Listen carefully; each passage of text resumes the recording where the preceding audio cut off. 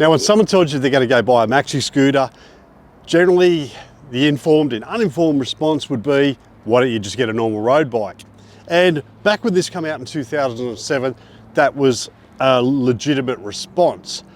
But today, with medium density housing and high density housing, parking is starting to become a premium. And when you've got a family of 2 adults and 2 teenagers of driving age, space is even that little bit harder. Not only that, some of these medium and high density housing is no longer in the CBD. At times there could be highway and motorway travel whose speed limit is 80 to 90 kilometers an hour. And all of a sudden, these maxis start making sense. So this is a 2007 Scarabeo 500. On this video, I'm going to give you some reasons why you should, and also why you shouldn't get one.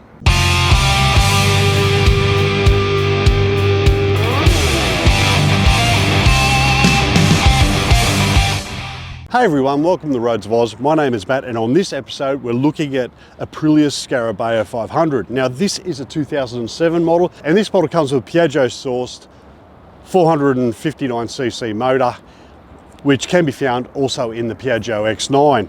The Scarabeo was sold here in Australia mid to late 2000s, and the majority had this 459cc motor. It puts out about 29 kilowatts, and I'll put the torque figures just here. What does that mean? Well, it's more than enough acceleration for this bike.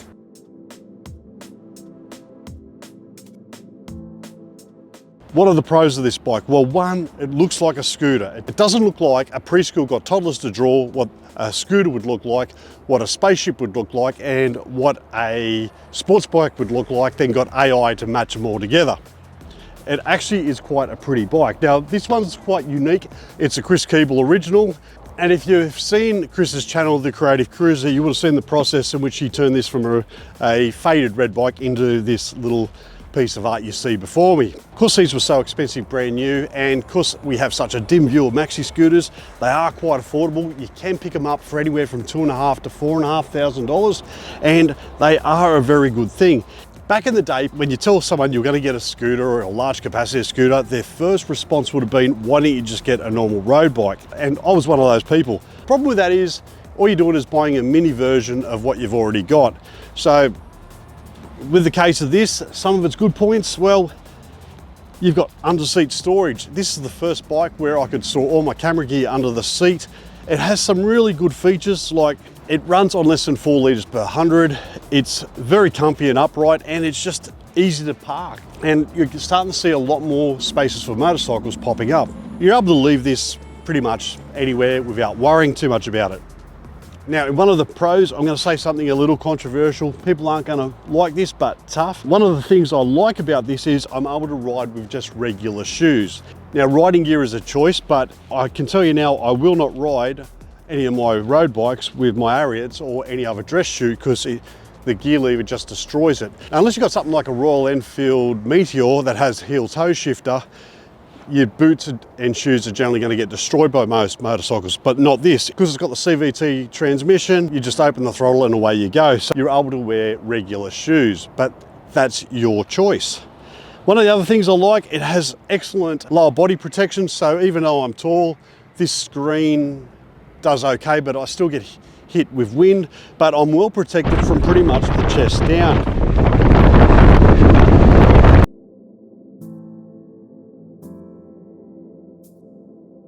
Even though it's cheap to run, some of that running cost is offset. This requires a minimum of premium or 95.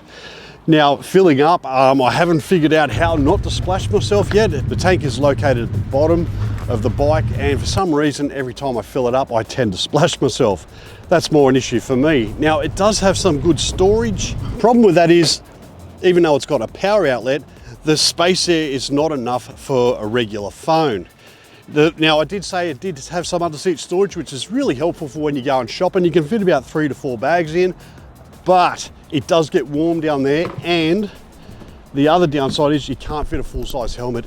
You really need a flip helmet or an open face. You can fit a full face helmet in this Givi top box, which a lot of them were optioned up with when they were bought.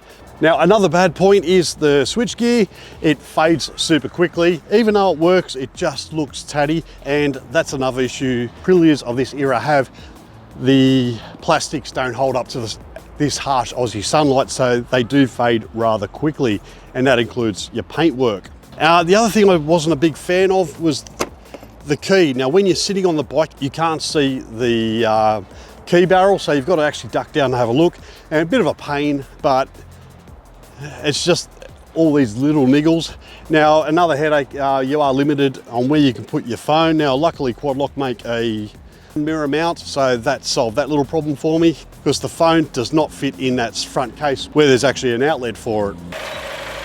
Now, this is a minor gripe, but you can't have this bike running with the side stand down. So problem is, of a morning when you want the bike to warm up, you've got to put it on the center stand and let it run. Now, I know this is due to it not having gears in the CVT, and it'd be easy to leave the side stand down, but just a simple light would have done, or maybe a delayed cutout switch.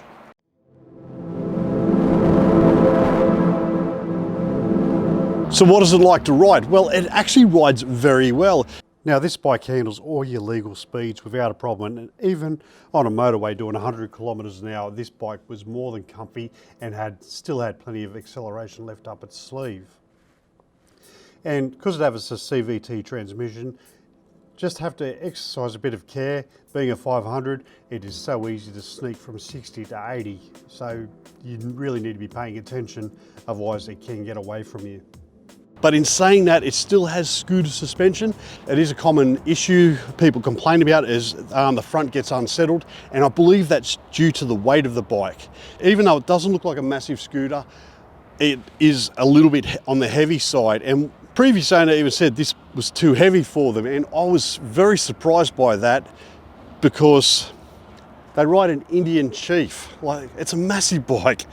But it all comes down to perspective, and because you look at this and think it's a scooter, you expect it to be about the same weight as your typical scooter, which is about 100 odd kilos, but this is well over that at about 200 and something. Now, lane filtering is not a problem. You are able to cut through traffic quite easily, and when you get to the front, you can generally stay there. There is more than enough acceleration to get you ahead of traffic, which is something I couldn't say about my CB125E. Overall, it's a great bike to ride, and it's a lot of fun. Just get used to people coming flying past you because you've hurt their ego because a scooter has left them for dead at the lights. Now, something else to be wary of when you're riding, I believe when you pull the brakes in on the left-hand side, I believe the left-hand front and the rear are linked, or that's what it felt like to me. So if you're ham-fisted with it, like you're pulling in a clutch, you are going to pull up rapidly. So if you're new to scooter riding and you're used to riding a bike with a clutch, exercise a bit of care with that left lever.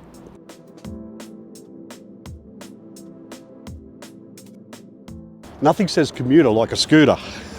It's just so convenient. You're able to store things in it. It has probably the best luggage capacity compared to any other bike of its capacity, and it's just handy. Rego's fairly cheap, and so is insurance. To have this fully insured at market value was about 280 bucks, which I'm pretty happy with. Its top capability is fine. It's got a decent pillion seat and foot pegs, and there is more than enough power on this bike to get two people around quite comfortably.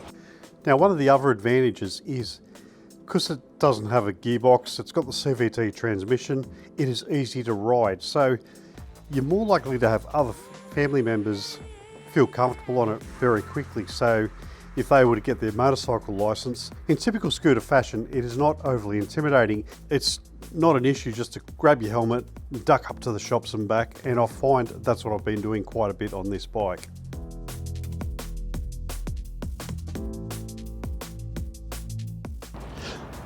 So what goes wrong with them? Well, not much. Now, in my opinion, if you're going to buy an Aprilia scooter from this time period, this is the one to buy. This has the least amount of issues. Now, there are some reports of the fuel line cracking, but I'm assuming that would only be in the colder climates of the Northern Hemisphere. I don't believe that's too much of an issue here in warmer climates. There have been a couple of reported electrical gremlins, like the alarm immobilizer playing up, but nothing that dominates as what I'd call a regular issue. Now, all the switchgear does fade very quickly, especially if you leave it outdoors, and this one is no different. All the switchgear, even though it works, it looks terrible. None of the labelling on it is visible anymore, but there's not a great deal of switches, so you pretty much can figure out what does what. Another issue is It's an Aprilia, so your support network is quite limited. Parts may be hard to come by. Now, luckily, it's a scooter, so most of your riding is going to be done in the city, and there's bound to be a dealership somewhere. Luckily, this model doesn't give too many issues, so your biggest issue would be if you crashed it and trying to get parts, but we've got the internet. You can pretty much find any part online. My opinion is, find yourself a good mechanic or a good scooter shop, someone that specialises in scooters. They'll be able to look after your runabout, no problem at all. This is just one of those bikes. If you look after it, it will look after you. And what I mean by that, make sure you service it regularly.